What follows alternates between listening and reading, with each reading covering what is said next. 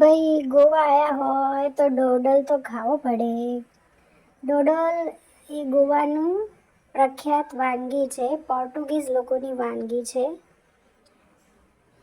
જે વેજ છે, જે રાઈસ ફ્લોર, ખાંડ, ગોળ, બટર, મીઠું નાખીને બનાવવામાં આવે છે. ચલો ખોલીને જોઈએ. કંઈક કાળું કાળું તો દેખાય છે. જોવામાં તો એ કાળું કાળું છે, પણ મીઠાઈ છે.